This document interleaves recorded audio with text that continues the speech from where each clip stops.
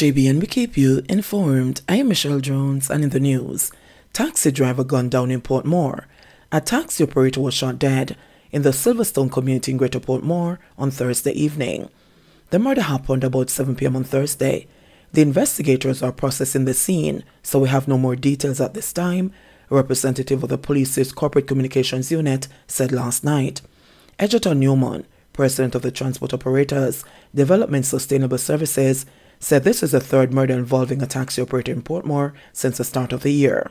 This is not looking good. The third since the start of the year in Portmore. This is so tragic, Newman said. There were 57 murders involving taxi operators island-wide in 2022. Stolen ATM found, but over $8 million missing. The Westmoreland police said the automated teller machine ATM, which was stolen from Jameson service station in Darlington on Thursday morning, has been located. However, the more than $8 million, which was believed to be in the machine at the time it was stolen, was not recovered. The destroyed machine was found on the compound of the Darlington Great House on Thursday afternoon. Armed robbers reportedly gained access to the ATM by cutting the grill to the front door of the service station. They then disconnected the surveillance system and proceeded to rip out the ATM. The incident happened around 2:30 a.m. The service station was also robbed last year. 3 Port Antonio High boys charged after altercation involving knives. 3 male students from the Port Antonio High School in Portland have been charged with possession of offensive weapons after a fight at the school on Wednesday. Speaking yesterday, the school's principal, Basil Graham, confirmed that 2 students had an altercation and the 2 boys had knives. There were 2 others, and I don't know if they had brought it as a part of protecting themselves, but they presented these weapons in the altercation between the 2 students, he added. Graham said the altercation lasted for under 2 minutes and left those involved with minor injuries. He said indications are that an ongoing issue between the students led to the altercation. It started the day before, with one student hitting the other with a door, where the other student was standing behind the door and was not seen by the one pushing the door. It was an unpleasant conversation between them subsequent to the following day's activity, Graham said. We didn't have any stabbing. No 6 students were arrested. In fact, the police left 3 or 4 students who we could say owned the weapons. We are still investigating to find out who else, if anybody else was involved. He continued, adding that, I'm trying to generate a report to our superiors, our board and the general public who is interested. The principal said the school is in normal session and was not disrupted as the incident occurred during break time. A source on the Port Antonio police confirmed the arrest of 3 students, adding that they were charged for possession of offensive weapons and should face the court in March. St. James football coach jailed on fraud charges. A well-known football executive and coach has been arrested on a number of fraud charges relating to monies collected from a sponsor and which were supposed to be used to pay players. Reports received are that the coach was arrested earlier this week after the fraud was discovered and is being held in a police station in St. James until the court date. It is understood that over $1.5 million have been misappropriated. Man allegedly beaten during arrest granted $500,000 bail. A man who was arrested and charged in relation to the alleged seizure of an illegal gun and ammunition in St. Jago Gardens in St. Catherine last month was today granted $500,000 bail.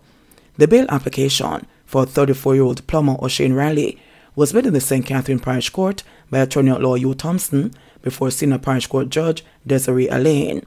Thompson said his client denies the allegations.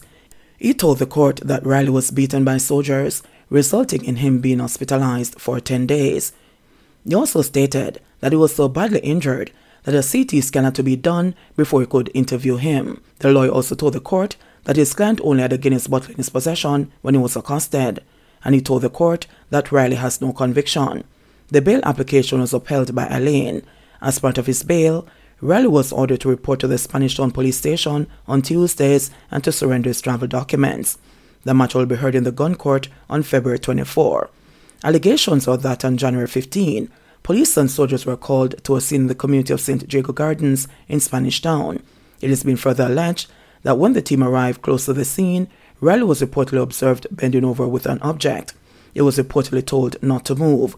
When the area was searched, the security forces reportedly discovered a pistol along with 13 rounds of 9mm ammunition. Riley allegedly resisted while being taken into custody, and the police indicated that he had to be subdued. He reportedly sustained injuries and had to be taken to hospital for medical attention. Riley was subsequently charged with illegal possession of firearm and ammunition. Woman allegedly attacked by friends on birthday over $1,000. A senior parish judge at the Kingston and St. Andrew Parish Court could not hide her shock after learning that 3 women were brought before her after they were in a fight over an altercation arising from $1,000, resulting in one person being left with serious injuries to her neck, face, and nose. Christian Wint, 23, and Brianna Daly, 24, were both charged with assault occasioning actual harm. However, they pleaded not guilty to the charge when they stood before Senior Parish Judge Lauren Cole Montague. But, despite their not guilty pleas, Wint and Daly told the judge that they did indeed fight on the day the complainant was injured. The court was told that the complainant wanted to celebrate her birthday with 2 women at a bed and breakfast in Kingston. Knowing that Daly was not financially stable, the complainant offered to foot the bill and promised the women $1,000 to return to their homes in Portmore, St. Catherine. The complainant, who told the court that she was legally disabled due to an unrelated injury to her spine, said that an argument started shortly after she picked up the women in halfway tree in St. Andrew, who demanded that she carry them back to their homes after her birthday. According to the woman, the argument escalated and a fight ensued, resulting in her being struck in the back. The fight, the complainant said, further escalated after they all exited the vehicle. The complainant said she's now suffering from depression and post-traumatic stress disorder (PTSD), and she would need 36 months of treatment, according to her therapist. Defending her action, Wynne said she threatened me that she was going to hit me in my face and she dragged me out of the car. "You're not doing a good job choosing your friends," the judge said in response. "This is a birthday you'll never forget."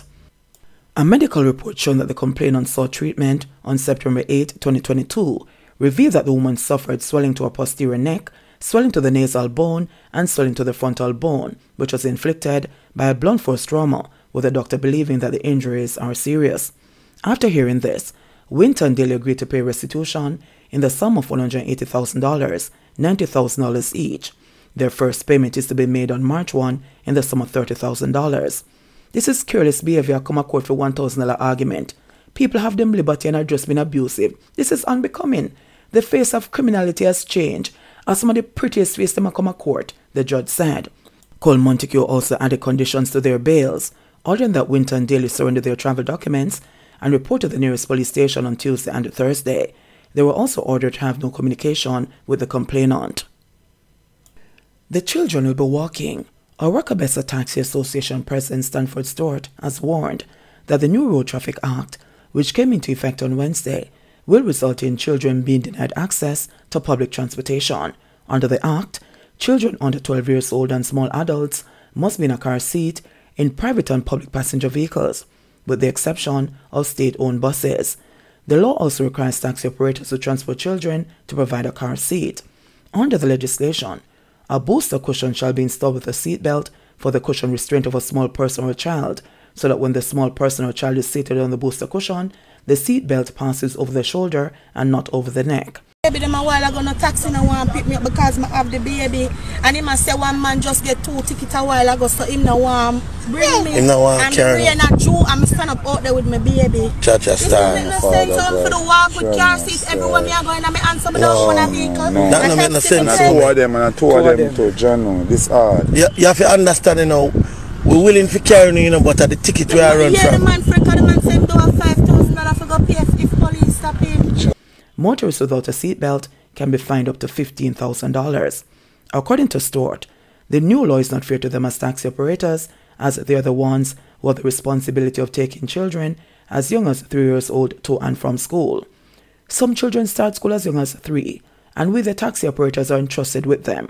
We have to see to their well-being from pick-up to drop-off, as many of the parents have to go to work. No, this will place many of them in inconvenience. The children will be walking, said Stewart.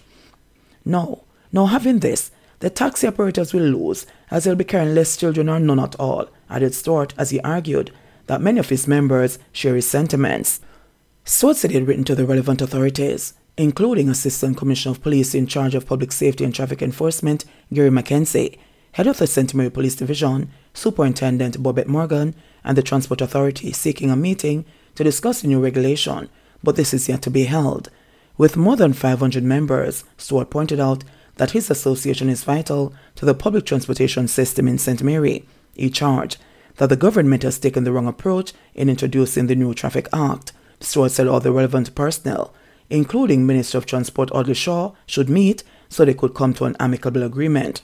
The government has come to us at Nicodemus in the night. When I look at some of the fines, they're not for the poor.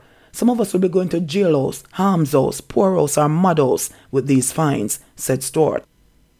Head of the Public Safety and Traffic Enforcement Branch at the Jamaica Constabulary Force, Gary McKenzie, in a statement today advised the public that the police will be using their discretion in relation to the updated child seat rule under the new Road Traffic Act. Since the passage of the new Road Traffic Act and regulations, there have been concerns concerning the use of child restraint systems and the car seats, especially by public passenger vehicle operators and drivers. We also note that based on those concerns, the authorities have indicated that they are reviewing the matter. As a result of this ongoing review, the police will use their discretion in relation to the seat belts and the child restraint systems and will allow public passenger vehicles to operate as it were under the old law until that review has been completed. $350 million housing development for St. Paul's Lane, Tower Hill. The government will be spending $350 million to construct 24 housing units at St. Paul's Lane in Tower Hill, St. Andrew. Programmed for completion by June 2023, the housing project will significantly improve the living conditions of families in the area.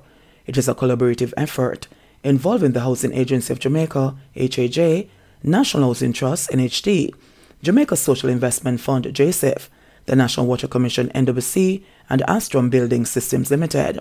It is part of a program of integrated community development, which will include access to basic infrastructure such as roads, water, and sewage systems. Addressing residents during a sensitization session in the community on Wednesday, Prime Minister Andrew Holness said that the government is serious about transforming communities and the lives of Jamaicans. We're not just going to build new homes, we're going to put in pathways and a roadway. We're going to take down the zinc fences that have become such a symbol of urban blight and poverty and replace them. We have already put some electricity infrastructure in place, and we're putting in the sewage infrastructure to make sure we have a sustainable community, he noted.